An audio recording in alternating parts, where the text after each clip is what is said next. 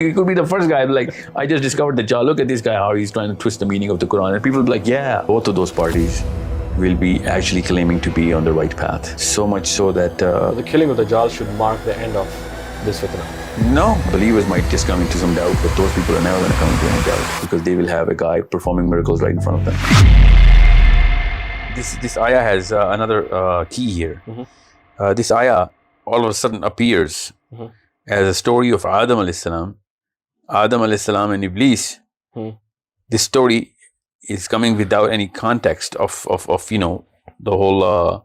we should look into the fact that what kind of happenings were going on in detail at the time of the creation of Adam alayhi salam, and why would Iblis become do whatever he did, and what is that got to do with all of this? So it's quite a because this ayah didn't come here by coincidence. Yeah, of course not. So it says وَإِذْ قُلْنَا that means when we said to the angels, all of a sudden, wise mean when when we said to the angels, so it's like all of a sudden a new story with such a power is starting.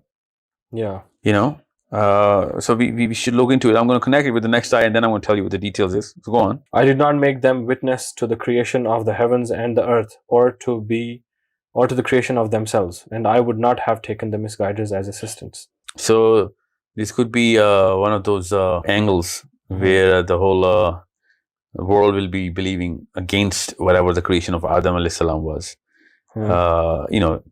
More like evolution and everything.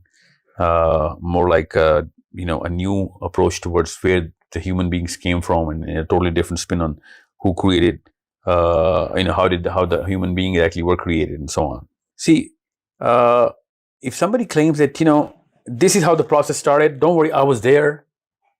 You know what I'm saying? I did that, or I'm the viceroy of Allah, or I'm the first creation of Allah. So on and so forth. Whoever gives whatever account. This ayah actually nullifies any and everything. You know what I'm saying? Because Allah subhanahu wa ta'ala did not put any witness in the creation of the heavens. There was no one.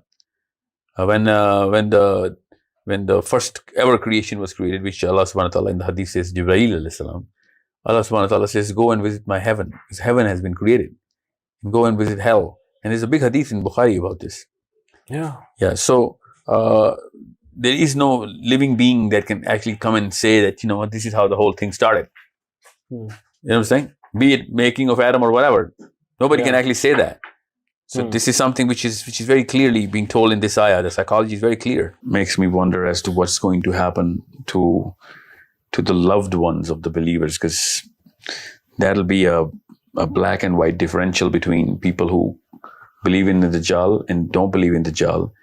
Both of those parties will be actually claiming to be on the right path. Yeah. So much so that believers might just come into some doubt, but those people are never going to come into any doubt because they will have a guy performing miracles right in front of them. They're looking for Stephen Hawking and Dawkins and Darwin and everything, and just see Dajjal is going to look at he's going to come for the elite. No, maybe he's not going to take care about the elite. Maybe his movement is going to be just like the movement of any prophet, and he's going to gather up the poor and so on and so forth. Yeah. I mean, this is the best way of deception, coming through the actual core of the righteousness. Yeah. So, as the Prophet said, in the time of fitna, even if you look into the fitna, you'll be catching that.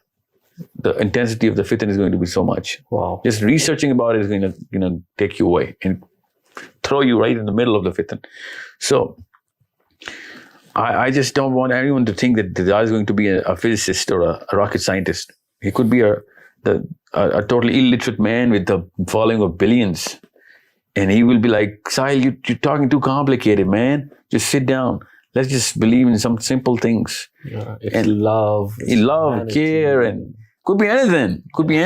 And he'll be opening the Quran and, telling me basics. And that video will be viral in billions, and people will be cursing me that, what? Why are you cursing a simpleton, a regular man with absolutely no harm, no negativity attached to this guy? Sahil, you're too aggressive, man. Yeah. You're too complicated. You're talking about too much mathematics and science. And, maybe people who are talking about these complicated stuff to just try and decode them, maybe they'll be termed as Dajjal in the time of Dajjal. Yeah. I mean, what better way of, utilizing everything about the Hadith and the Quran? And, he's the first guy who'll be spotting Dajjals, Maybe he could be the first guy, like, I just discovered Dajjal. Look at this guy, how he's trying to twist the meaning of the Quran. And people will be like, yeah. So it's 99 times he does that. And people believe everything he has to say about the Quran or the Bible. And all of a sudden, he's going to twist the last thing. And people are never going to know. Yeah. And we'll be just, here discussing things and all of that. And, just like we call I see a lot of videos about a lot of people that this alim is Illuminati and this guy is Freemason. So, all of the believers will be tagged like that. And this guy will be simplifying. This guy is in the payroll of Saudi. Yeah, so on, Could be. So, and by the time we realize it'll be too late. Yeah. This is how regular people think. So the killing of the Dajjal should mark the end of this fitna. No. You have to understand, this is what I'm trying to get you at. There'll be still people defending him? Of course, he's the biggest king. He was a just ruler. They yes, killed him. And this terrorist comes in and, Al-Qaeda comes and kills him, or Taliban kill him, or whoever. I don't know what they're going to be calling, because at that time, Dajjal is the most beloved person. Wow. Yeah, and Isa al-Islam just comes in from the heavens and just, puts all of that, that assumed Jannah. And then makes it useless for the people. So, or maybe, people will keep all of those gifts of a Dajjal. As souvenirs? No, as gardens and whatever. And it just will come to light of Isa al-Islam.